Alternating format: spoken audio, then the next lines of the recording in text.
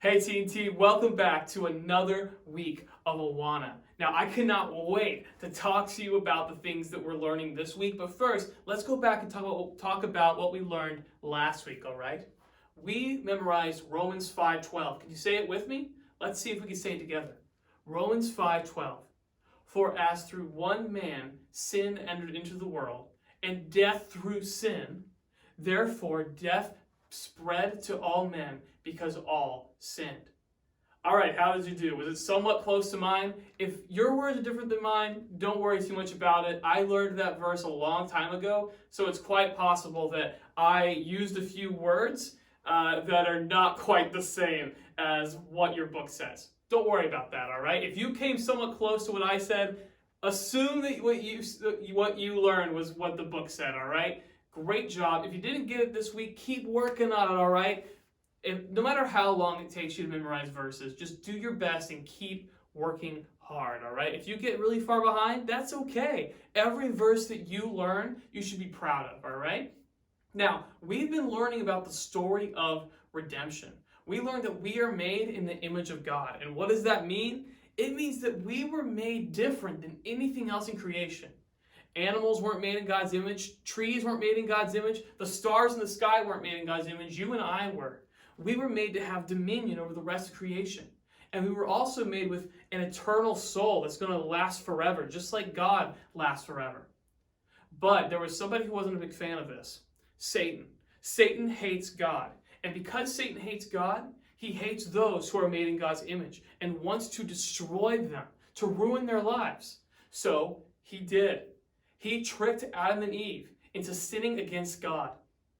And because Adam and Eve sinned against God in what we now call the fall, they were kicked out of God's perfect world, the Garden of Eden, and forced to work and to have painful, awful lives as a result of their sin.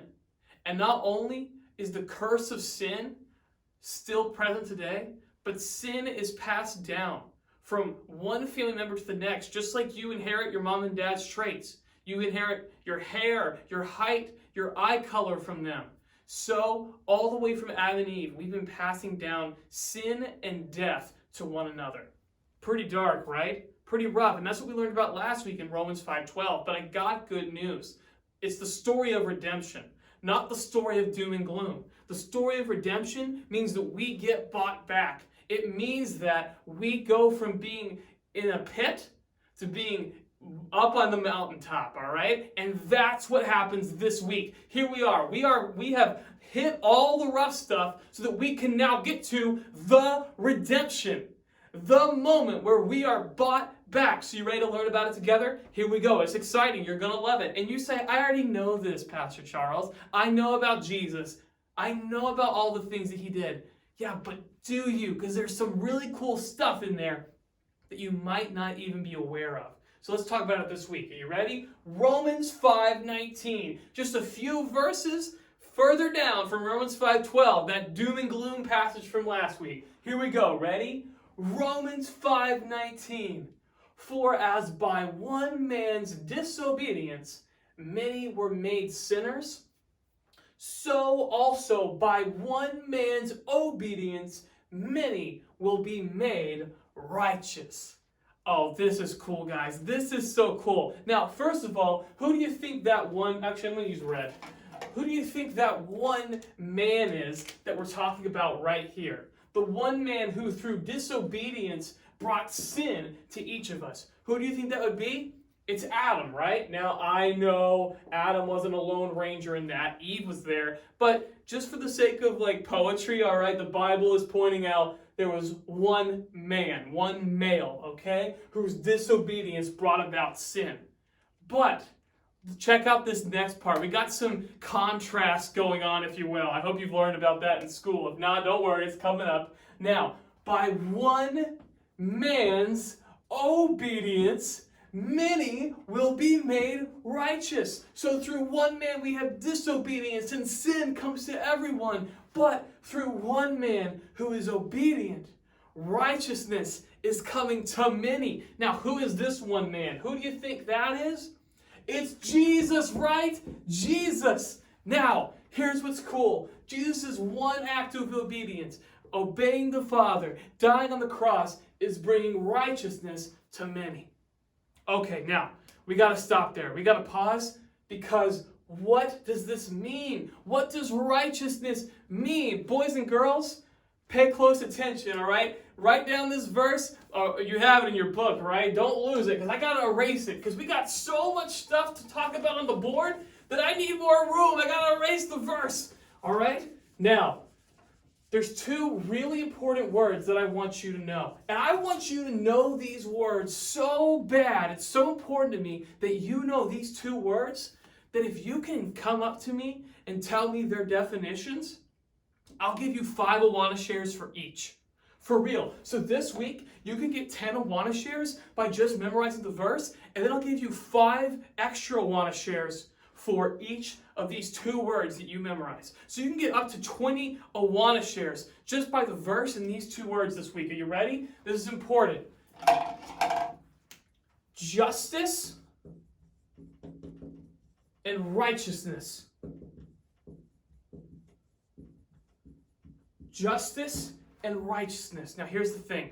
Righteous. The end of Romans 5:19 said what? By one man's obedience, many will be made righteous. What does righteous means? Righteous means, in righteousness, morally perfect. Perfect. You know what perfect means, right? Nothing wrong. Absolutely 0 problems at all. That's perfect. Now, are you and I perfect? Man, I don't think so. I got a few issues, all right? I got a few pimples popping up on my face. You know what? I'm not quite as fast as I would like to be. Sometimes I get sick. I have all sorts of issues, I'm telling you, okay? I'm not perfect. I'm also not morally perfect. What does morally mean? Well, morally is to do the right thing all the time. Boys and girls, I wish I could tell you that I did the right thing all the time, but I can't. You know what? God is set on making us morally perfect, on making sure that we never do anything wrong. But here's the thing, I'm a pastor. I still do things that are wrong. Your mom and dad, they're adults. They're grown-ups. They're also doing things that are wrong. Even the best people you know, guess what? We're not morally perfect. We still do bad things. And that's a problem, because in order to be with God forever, what do we have to be? Morally perfect. We're not righteous. We're just not. However, I got some good news for you, because Jesus wants to justify us, which means declared righteous. Now, here's the thing. I just spelled righteous wrong. Don't pay that much attention, all right? Now, here's the thing. You, on your own, are not righteous. You still do things that are wrong, so you're not morally perfect. But God looks at you.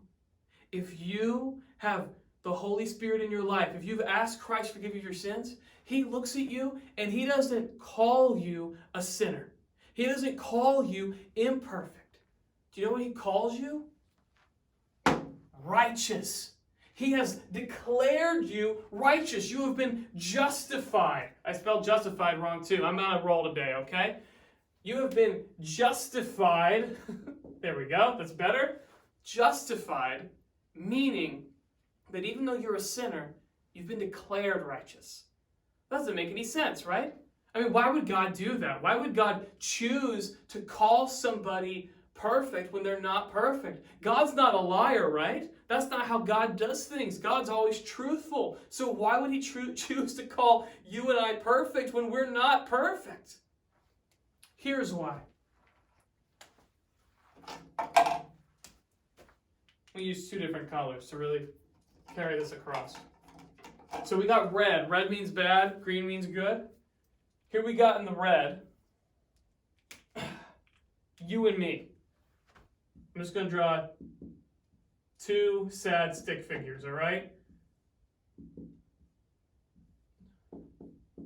You and me, we're sad. We're upset. Why? Because we're not perfect.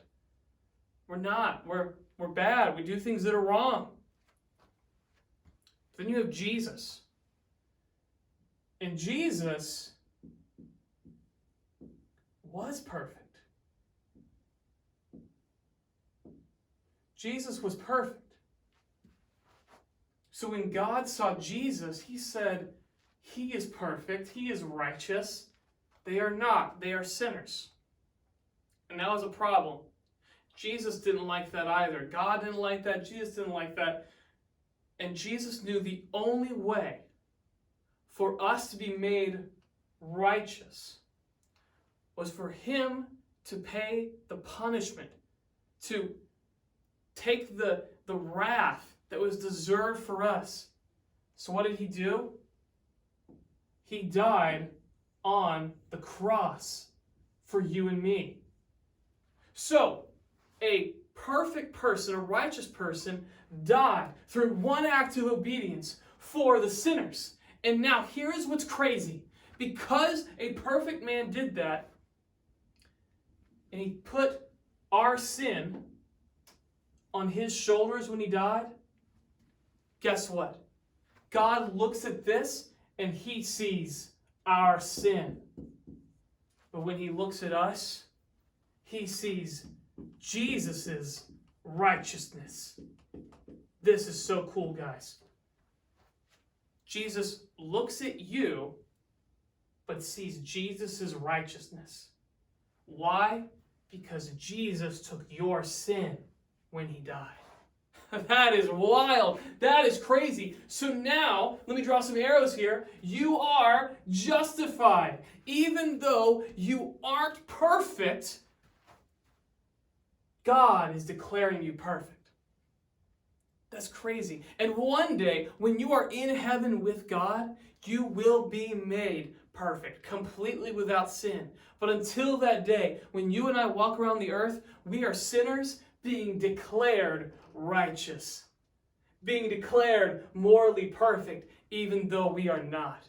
That's awesome. And that is the story of redemption. Now, boys and girls, I'm going to be honest with you. These things that we talked about today, you don't usually teach them to 8-year-olds. It's kind of big concept stuff. So I hope that I've explained this simply enough that you're able to track with me and understand. If not, hey, you know what? Talk to your parents. Have them break it down for you. Or come talk to me and I'll try to break it down even more. Learn these two definitions, justified and righteousness. Man, the sooner you learn these two definitions in your life, the better. To be justified means to be declared righteous. To be righteous means to be morally perfect. Boys and girls, best of luck learning these verses. Best of luck learning these definitions. I can't wait to give you these Awana shares. In fact, if you're watching this video on the day it's released, February 5th, we have family night out tonight from 6:30 to 7:30. Come on in, earn those Awana shares, all right? Spend them. We got some new stuff in the Awana store for you this week, all right? And you know what? If you missed tonight, if you're watching this after February 5th, don't worry. There's plenty of other family night outs coming up where you can come and buy things at the Awana store, okay? But I just want you guys to remember that we are redeemed. We've been declared righteous if we accept Jesus' gift of salvation. All right? Thanks for watching this video. Can't wait to see you next week, all right? Take care.